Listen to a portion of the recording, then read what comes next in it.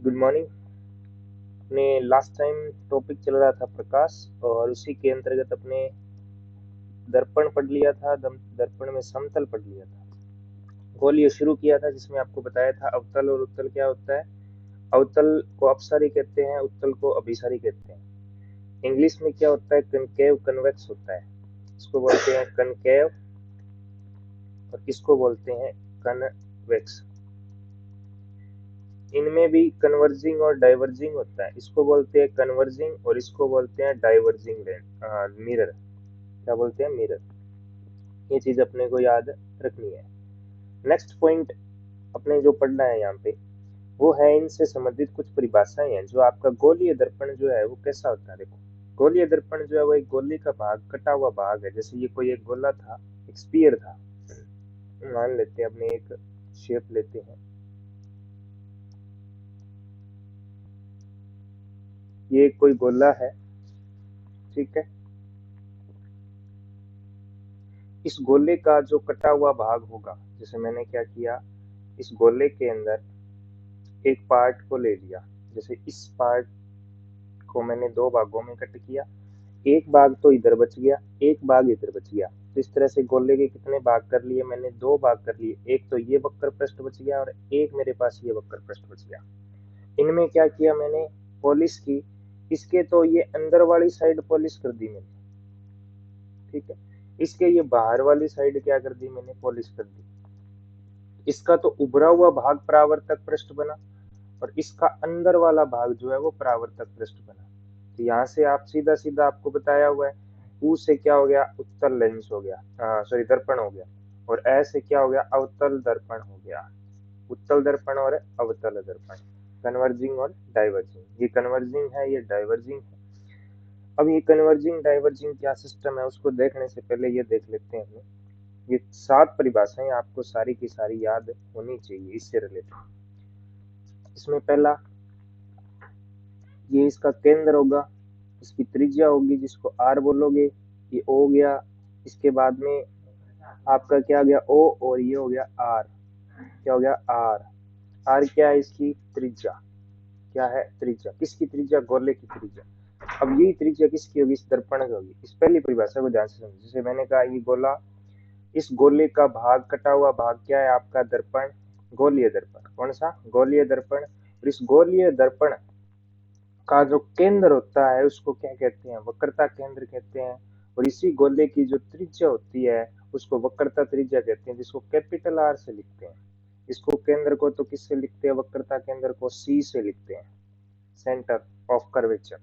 ये है radius of curvature, इसको आर से लिखते हैं। फिर आता है ध्रुव। ध्रुव क्या है, ये गोलीय दर्पण का परावर्तक भाग है, यहां से लेके यहां तक जितना जितना ये भाग है। इसका मध्य बिंदु ये है, ये बीच वाला, यहाँ से लेके यहाँ तक है ना। तो इसका मध्य बिंदु ये है, जहाँ पे ये आपने डार्क कर दिया, ये मध्य बिंदु जो है, इसी को क्या कहते हैं, ध्रुव, जिसको पोल कहते हैं इंग्लिश में। तो पी से इसको डिनोट किया जाता है, किससे, पी से। सी क्या है, वक्रता केंद्र है। आर क्या है, वक्रता त्रिज्या है। और पी क्या है, ध्रुव है। और एफ फोकस बिंदु की बात करते हैं। फोकस बिंदु क्या है, आपके जो वक्रता त्रिज्या ये बनाई आपने, तो ये जो बिंदु बना ये क्या है आपका, वक्रता केंद्र है। और ये आपका क्या है, ध्रुव है। ये वक्रता केंद्र है और ये क्या है, ध्रुव है। इन दोनों का मध्य बिंदु जो होगा, बीच का जो पॉइंट होगा, उसको कहेंगे फोकस बिंदु। क्या कहेंगे, फोकस बिंदु। एक और डेफिनेशन आती है, उसको आप ध्यान रखने की जरूरत नहीं है आपको, ठीक है। ये सी हो गया और ये क्या हो गया, पी। तो ये क्या हो गया, एफ।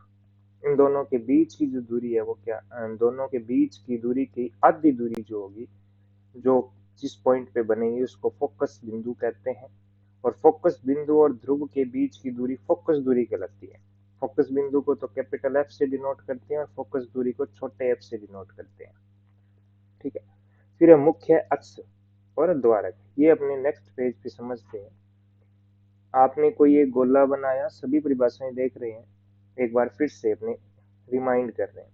पहला कहा कि गोलीय दर्पण जिस गोले का भाग है, उस गोले का केंद्र जो बनेगा, जिसको सी कहते हो, ये क्या होता है, वक्रता केंद्र। पहली परिभाषा होगी। दूसरा, जिस गोले का भाग है उस गोले की त्रिज्या क्या होती है, वक्रता त्रिज्या, जिसको क्या लिखते हो, आर लिखते हो। फिर नेक्स्ट परिभाषा आपने पढ़ी किसकी, ध्रुव की। ध्रुव के गोलीय दर्पण का ये मान लो परावर्तक भाग है यहाँ से लेके और यहाँ तक, इसका जो केंद्र बनेगा यहाँ पे उसको कहते हैं ध्रुव या पोल। ठीक है। उसके बाद में अपने क्या पढ़ा, फोकस बिंदु। तो आपका वक्रता केंद्र सी, मान लो आप ऐसे बना रहे हो इसको, तो ये आपने कह दिया P है और ये आपने कह दिया C है, तो इन दोनों का बीच का जो पॉइंट बनेगा उसको आप क्या कहोगे, F कहोगे। क्या कहोगे, F कहोगे। नेक्स्ट जो बिंदु आता है वो फोकस दूरी। तो यहाँ से C से P तक की दूरी तो क्या है, वक्रता त्रिज्या है, और F से P तक की दूरी क्या है, फोकस दूरी है। ये वक्रता त्रिज्या हो गई, ये फोकस दूरी हो गई। नेक्स्ट जो आता है आपके पास में आती है मुख्य अक्ष की बात करते हैं अपना। किसकी बात करते हैं, मुख्य अक्ष की। तो ये मान लो गोलीय दर्पण, जिस गोले का था वो गोला बना दिया, या आप गोलीय दर्पण ले लो। अब इसमें क्या किया मैंने, ये आपने बना दिया P।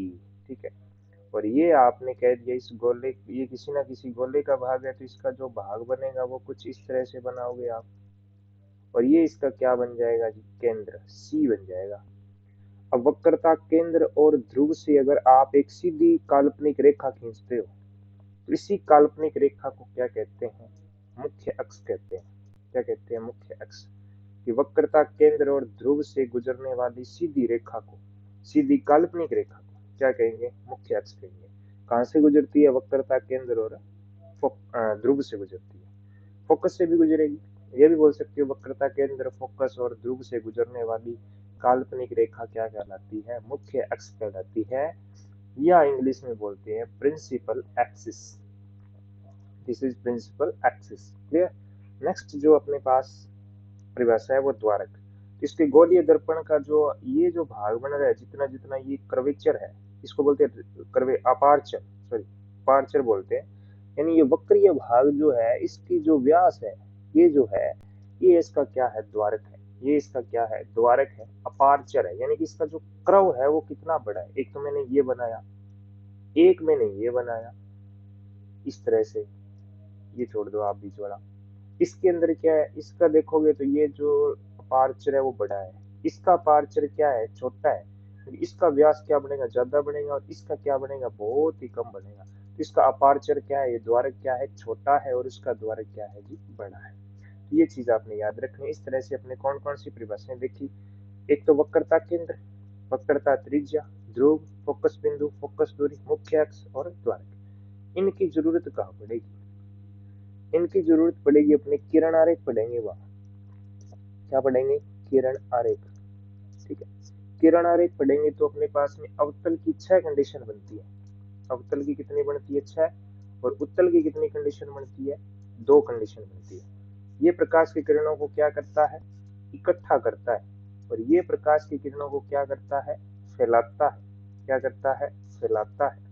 इकट्ठा करता है, इसीलिए इसको क्या कहते हैं, अपसारी कहते हैं। क्या कहते हैं, अपसारी, इसका दूसरा नाम। और इसको क्या कहते हैं, अभिसारी कहते हैं। बहुत इंपॉर्टेंट है, इसीलिए मैं बार बार बता रहा हूँ। पेपर में डायरेक्ट पूछ लेते हैं, अवतल दर्पण है, अभिसारी, अपसारी पूछ लेते हैं। ठीक। अब ये होते कैसे, देखो, ये आपका एक दर्पण बनाया, इधर पॉलिश की हुई है, तो ये अवतल है। ये एक दर्पण बनाया, अंदर पॉलिश की हुई है, तो ये उत्तल है। अब मैंने इसमें मुख्य अक्ष खींची एक, इसमें भी मुख्य अक्ष बना दी। यहाँ आप कहते हो ध्रुव है, यहाँ आपका फोकस हो गया, यहाँ आपका वक्रता केंद्र हो गया, यहाँ आपका ध्रुव हो गया। अब इसका गोलीय भाग इधर होगा, इसका गोलीय भाग इधर था इसलिए सी इधर बनाया, इसका गोलीय भाग इधर होगा। इसका तो कहाँ बनेगा, लेफ्ट साइड या राइट साइड, राइट साइड बनेगा। इसका कहाँ बनेगा, लेफ्ट साइड बनेगा, क्योंकि गोला इधर है ना। तो इधर आपका क्या आ जाएगा, सी आ जाएगा, और इधर ही आपका क्या आ जाएगा, एफ आ जाएगा। बात समझ गए ना। एक में तो राइट साइड, एक में लेफ्ट साइड। अवतल में तो राइट साइड, उत्तल में लेफ्ट साइड, क्योंकि इसका गोलीय भाग इधर है और इसका गोलीय भाग इधर है। अपने को परावर्तक पृष्ठ जो है वो बाहर रखना है। ठीक है। जिधर की ओर परावर्तक पृष्ठ है, इसको आप गोला बनाओ, गोले के अंदर आप केंद्र बनाओ, उसके हिसाब से आप देख सकते हो। अब यहाँ क्या करना है आपने, इसके अंदर जो किरणें आएगी ना, वो सभी की सभी आपके फोकस पे इकट्ठी होगी। कहाँ इकट्ठी होगी, ये आपतित होगी, जो सूर्य से आ रही है। ये परावर्तन के बाद एफ से जाएगी, कहाँ से भेजनी है आपने, एफ से भेजनी है, तो ये एफ से जाएगी ऐसे। इसमें तो क्या हो रही है, एक बिंदु पे इकट्ठी हो रही है। क्या हो रही है, इकट्ठी। यहाँ क्या होगा, ये आ गई आपकी प्रकाश की किरणें, ये आ गई आपकी, नियम कहता है कि ये फोकस पे मिलनी चाहिए, तो आर पार तो जाएगी नहीं, तो डैश डैश डैश डैश करो, आप इधर से भी करो, तो इसकी सीध में ऊपर की ओर जाएगी, इसमें भी ऊपर की ओर जाएगी। तो ये क्या कर रहा है, फैला रहा है प्रकाश की किरण, क्या कर रहा है, फैला रहा है, और पीछे की तरफ, दर्पण के पीछे की तरफ बनेगा। अब एक चीज और बता देता हूँ यहीं पे, आपकी प्रकृति, नेचर ऑफ इमेज, यानी जो आपका प्रतिबिंब बनेगा, बिंब उस वस्तु को कहते हैं जो उसके सामने है, और जो आपको दिखाई देता है वो प्रतिबिंब होता है। जैसे आप दर्पण के सामने खड़े हो तो आप तो बिंब हो, और आपको जो दिख रहा है सामने आपके जैसा फोटोकॉपी, वो आपके प्रतिबिंब है, प्रतिबिंब। तो यहाँ पे आपके प्रतिबिंब की प्रकृति याद रखने के लिए सीधा सा है कि या तो आपका जो प्रतिबिंब है, प्रतिबिंब जो है वो कहाँ बनेगा, लेफ्ट साइड बनेगा, या कहाँ बनेगा, राइट साइड बनेगा। सिंपल सा आपने याद रखना है कि आपका या तो बनेगा, कहाँ बनेगा, लेफ्ट साइड, या बनेगा राइट साइड। अगर लेफ्ट साइड बनता है, कहाँ बनता है, लेफ्ट साइड, और कहाँ बनता है, राइट साइड। लेफ्ट बने तो आप याद रखना क्या बनेगा, आभासी। क्या बनेगा, आभासी, और सीधा बनेगा, आभासी और सीधा बनेगा। और यहाँ याद रखना वास्तविक, वास्तविक और उल्टा बनेगा, वास्तविक और उल्टा। राइट में है तो वास्तविक और उल्टा, लेफ्ट में है तो आभासी और सीधा। इसको आप डायरेक्ट सीधा याद करो। अब इसमें तो किधर है, राइट साइड है, अपसारी में कहा है, राइट साइड है, तो सीधा सीधा याद रखो, राइट साइड वाला वास्तविक उल्टा होगा, यानी अवतल है इसमें तो क्या बनेगा, वास्तविक और उल्टा बनेगा। और इसमें उत्तल में क्या बनेगा, आभासी और सीधा बनेगा, आभासी और सीधा। आभासी और वास्तविक का मतलब क्या है, सीधा उल्टा तो जानते ही हो, एक ये आपका इस तरह से और एक आपका इस तरह से, ये तो सीधा हो गया, ये उल्टा हो गया। अब आभासी वास्तविक, अब इसमें ये है कि जो पर्दे पर प्राप्त किया जा सकता है, पर्दे पर प्राप्त किया जा सकता है, किया जा सकता है, जिसको पर्दे पर प्राप्त किया जा सकता है वो तो होता है वास्तविक। क्या होता है, वास्तविक, रियल इमेज बोलते हैं इसको, क्या बोलते हैं जी, रियल इमेज। और जिसको पर्दे पर प्राप्त नहीं कर सकते हैं ना, उसको क्या बोलेंगे, उसको बोलेंगे आभासी यानी वर्चुअल, आभासी यानी कि वर्चुअल, आभासी यानी कि वर्चुअल। ठीक है, जैसे जो आपके दर्पण के पीछे बनता है उसको आप कभी भी पर्दे पर प्राप्त नहीं कर सकते, क्योंकि दर्पण है, आर पार तो जाएगी नहीं, उसी दिशा में वापस परावर्तित करेगा, परावर्तन की घटना पर आधारित है। एक पॉइंट ये भी याद रख सकते हो कि जो आपका दर्पण होता है, क्या होता है दर्पण, वो किस पे आधारित है, परावर्तन पर आधारित है। ठीक है, तो ये चीज आप याद रखें, बाकी अपने नेक्स्ट में करेंगे। ठीक है, धन्यवाद।